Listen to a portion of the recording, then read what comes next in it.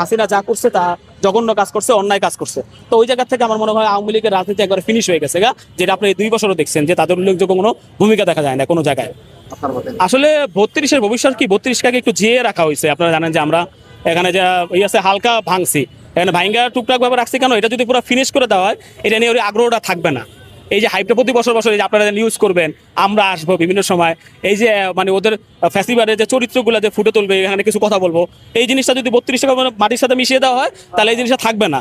তো ওই জায়গায় না এই জন্য সরকার যেটা উদ্যোগ নিছে যে অন্ততপক্ষে ভাঙ্গা টুকরাটা কেন রাখি, এই উসিলায় অন্ততপক্ষে মানুষজন আসবে এবং হাসিনার নিষ্ঠুরতা কি ছিল এই নিয়ে আলোচনা করবে। এবং জনগণের উপরে যদি আপনি নির্যাতন নিপীড়ন চালান তাহলে পরিণতি কি হয়, আপনার বংশ ঐতিহ্য সবচেয়ে জনগণ ধ্বংস করে দিতে পারে, এই নিদর্শন হিসেবে আসলে এতটুকু থাকা উচিত। ওইটা আমার 32টি আসলে। পরিশেষে জিজ্ঞাসা করবো বঙ্গবন্ধু শেখ মুজিবুর রহমান সম্পর্কে বর্তমান ভাবনা কি, এবং শেখ হাসিনার সময়ে পাঠ্যপুস্তকে যেমন অবস্থা তৈরি করেছিল ভবিষ্যতে কোন দিকে গড়াবে?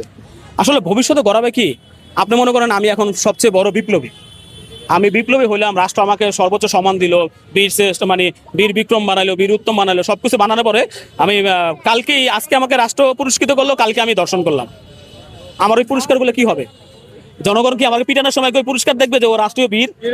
ওই জনগণ আমাকে দর্শকরা আগে দর পিটা ছিঁড়া বেড়া ফেলা। শেখ মুজিবের ইতিহাসটাও ঠিক সেরকম, যদি বোঝার হয় বুঝে নেবেন।